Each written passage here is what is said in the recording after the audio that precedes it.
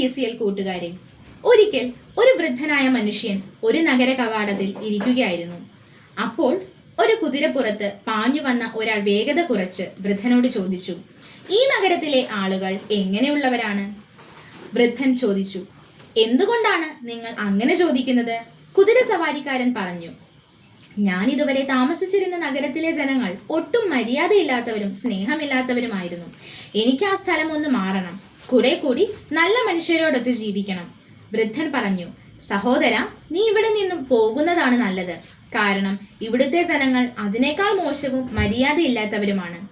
കുതിര സവാരിക്കാരൻ മുന്നോട്ടു പോയി. അല്പം കഴിഞ്ഞ് ഒരു കാളവണ്ടിയിൽ ഒരു മനുഷ്യൻ പതിയെ അവിടെത്തി ചോദിച്ചു, മുത്തശ്ശ, ഇവിടുത്തെ ജനങ്ങൾ എങ്ങനെയുണ്ട്? എനിക്ക് താമസിക്കാൻ ഒരിടം വേണം. നീ വന്ന സ്ഥലം എങ്ങനെയുള്ളതായിരുന്നു? വൃദ്ധന്റെ ചോദ്യത്തിന് കണ്ണീരിൽ കുതിർന്നതായിരുന്നു അയാളുടെ മറുപടി. അവർ വളരെ സ്നേഹമുള്ളവരായിരുന്നു. എനിക്ക് അവിടം വിടാൻ ഒട്ടും ഇഷ്ടമല്ലായിരുന്നു. പെട്ടെന്നുണ്ടായ ചില സാമ്പത്തിക പ്രതിസന്ധി മൂലം ഞാൻ പോന്നതാണ്. വൃദ്ധൻ പറഞ്ഞു, നിങ്ങൾക്ക് ഈ നഗരത്തിലേക്ക് സ്വാഗതം. ഇവിടുത്തെ ജനങ്ങൾ അവരെക്കാൾ വളരെ നല്ലവരാണ്. ഇതെല്ലാം കേട്ടുകൊണ്ട് വൃദ്ധനരികിൽ നിന്ന് മറ്റൊരാൾ ചോദിച്ചു, എന്താണ് നിങ്ങൾ രണ്ടു മറുപടികൾ കൊടുത്തത്? വൃദ്ധൻ പറഞ്ഞു, നിങ്ങൾ എങ്ങനെയാണ് അതുപോലെ ആയിരിക്കും മറ്റുള്ളവർ നിങ്ങൾക്കും. നിങ്ങൾ മറ്റുള്ളവരെ പറ്റി എപ്പോഴും പരാതിയും കുറ്റവും പറഞ്ഞു നടന്നാൽ എല്ലാവരും നിങ്ങളെ അകറ്റി നിർത്തും. നല്ല സ്വഭാവമുള്ളവരെ എല്ലാവരും ചേർത്ത് നിർത്തും. മറ്റുള്ളവരുടെ പ്രതികരണങ്ങളിൽ നമ്മുടെ തന്നെ പ്രതിഫലനങ്ങളുണ്ട് എന്നറിയണം. പ്രിയ കൂട്ടുകാരെ, നിങ്ങൾ പുതിയ പ്രതീക്ഷകളോടെ പുതിയ ക്ലാസ്സിലേക്ക് പ്രവേശിക്കുകയാണ്.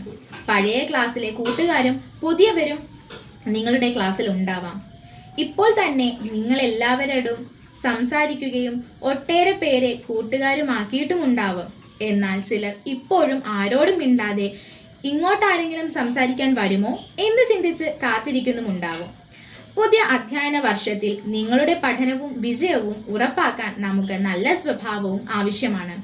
നല്ല പെരുമാറ്റം ശീലിക്കാൻ താഴെ പറയുന്ന കാര്യങ്ങൾ ശ്രദ്ധിക്കുന്നത് നല്ലതാണ്. 1. ശ്രദ്ധിച്ചു കേൾക്കാനുള്ള മനസ്സ്. മറ്റുള്ളവർ പറയുന്നത് പൂർണ്ണമായും ശ്രദ്ധിച്ചു കേൾക്കുക. നേരെ നോക്കുക. അവർക്ക് നിങ്ങളോട് ബഹുമാനം തോന്നും. 2. ആത്മവിശ്വാസത്തോടെ സംസാരിക്കുക. ലളിതമായി ശരിയായ വാക്കുകൾ ഉപയോഗിച്ച് വ്യക്തതയോടെ സംസാരിക്കുക. നിങ്ങൾക്ക് നിങ്ങളെപ്പറ്റി മതിപ്പുണ്ടെങ്കിൽ മറ്റുള്ളവരും നിങ്ങളെ വിലമതിക്കും. 3. ശരീരഭാഷ പ്രധാനം. പറയുന്നവരുടെ കണ്ണിൽ നോക്കി സംസാരിക്കുക. നല്ല പ്രസന്നമായ മുഖം, ചിരി എല്ലാം നല്ലതാണ്. 4. ഹൃദ്യമായ ഭാഷ പ്രകടനം നല്ലത്. മറ്റുള്ളവരുടെ മനസ്സറിഞ്ഞ് സംസാരിക്കാൻ പഠിക്കുക. അവരുടെ സന്തോഷവും സങ്കടവും പങ്കിടുക. 5. മര്യാദ വാക്കുകൾ ഉണ്ടാവട്ടെ. ക്ഷമിക്കണേ, നന്ദി കേട്ടോ, ദയവായി തുടങ്ങിയ മര്യാദ വാക്കുകൾ ഉചിതമായി ഉപയോഗിക്കുക. കൂട്ടുകാരെ, നിങ്ങളുടെ വാക്കും പെരുമാറ്റവും മറ്റുള്ളവർക്ക് നിങ്ങളിലേക്ക് വരാനുള്ള വഴിയും വാതിലുമാണ്. അധ്യാപകരോടും കൂട്ടുകാരോടും ഹൃദ്യമായി പെരുമാറിയാൽ നിങ്ങൾക്ക് നല്ല നേതാവാകാം. പഠനം വിജയകരമാക്കുക. സാഹചര്യം സൃഷ്ടിക്കാം.